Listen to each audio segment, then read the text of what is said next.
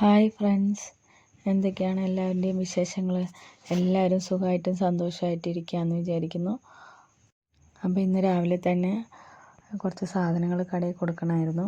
അങ്ങനെ കൊടുക്കാനായിട്ട് പോവുകയാണ്. എൻ്റെ പാക്കിംഗ് വീഡിയോസൊക്കെ കണ്ടിട്ട് ഡെയിലി ഒരുപാട് കോളുകളൊക്കെ വരുന്നുണ്ട്. അപ്പോൾ കുറേ പേരൊക്കെ സ്റ്റാർട്ട് ചെയ്തിട്ടുണ്ട് കേട്ടോ. കൂടുതലും ജെൻസാണ് ഇതൊക്കെ സ്റ്റാർട്ട് ചെയ്തിരിക്കുന്നത്. അപ്പോൾ ലേഡീസൊക്കെ മുന്നോട്ട് വരണം, മടി മാറ്റണം, മറ്റുള്ളവർ എന്ത് ചിന്തിക്കും എന്നുള്ള ആ ഒരു ചിന്ത നമ്മുടെ മനസ്സിൽ നിന്ന് എടുത്തങ്ങ് കളയണം കേട്ടോ. കുറേ ലേഡീസൊക്കെ വിളിച്ച് സംസാരിക്കാറുണ്ട്. അപ്പോൾ അവരൊക്കെ വീട്ടിലിരുന്ന് പാക്ക് ചെയ്യാൻ പറ്റും, ഇതെങ്ങനെ കടകളിൽ കൊണ്ടു കൊടുക്കും, ഞങ്ങൾക്ക് വണ്ടിയൊന്നും ഓട്ടിക്കാൻ അറിയില്ല, അങ്ങനെയൊക്കെയുള്ളൊരു വിഷമമാണ് കേട്ടോ അവർ പറയുന്നത്. അതിന് വേണ്ടിയിട്ടുള്ളൊരു പരിഹാരം നമ്മൾ പാക്ക് ചെയ്യുക, ലൈനിൽ സപ്ലൈ ചെയ്യുന്ന ആരെങ്കിലും ഉണ്ടെങ്കിൽ നമ്മൾ കണ്ടുപിടിക്കണം കേട്ടോ.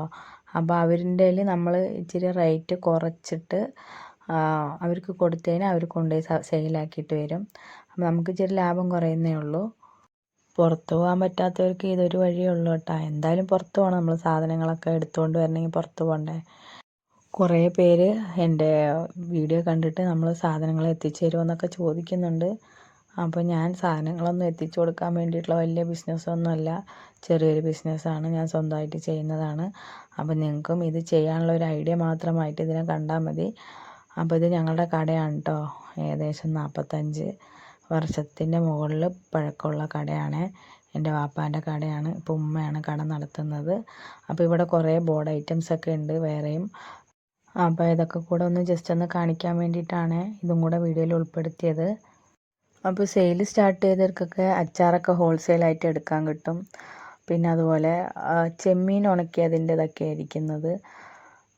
ഞാൻ മുമ്പേ ചെയ്ത് തുടങ്ങിയപ്പം കുറച്ച് മിഠായി ഐറ്റംസ് ഇതുപോലെ കടല മിഠായി, മൈസൂർ പാക്കൊക്കെ കൊണ്ടുപോയിട്ടുണ്ടായിരുന്നു കേട്ടോ. ഇത് ചെറിയ സോയാബീൻ പാക്ക് ചെയ്തതാണ്. ചുക്ക്, കുടംപുളി, ഈസ്റ്റ്, സോഡാപ്പൊടി, ഇത് ലീവ്സ് മാത്രമാണ് നമ്മൾ ബിരിയാണിയിലിടുന്നത്.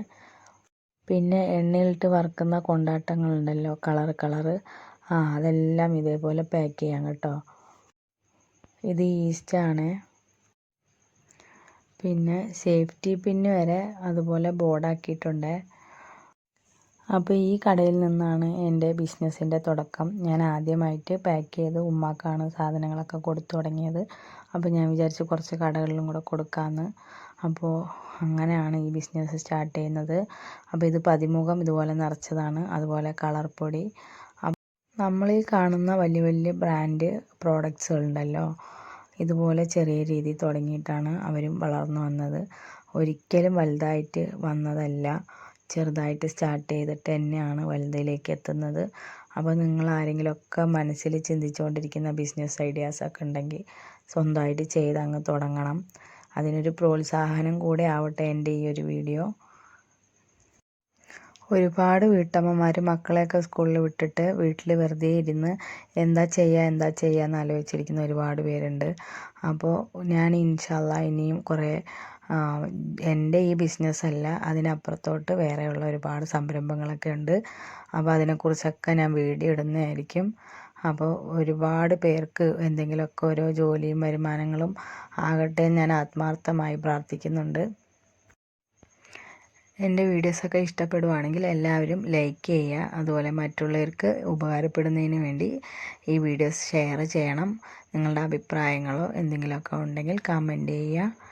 എൻ്റെ ചാനലൊന്ന് സബ്സ്ക്രൈബ് ചെയ്ത് കൂടെ കൂടാൻ മറക്കല്ലേ. Okay, by.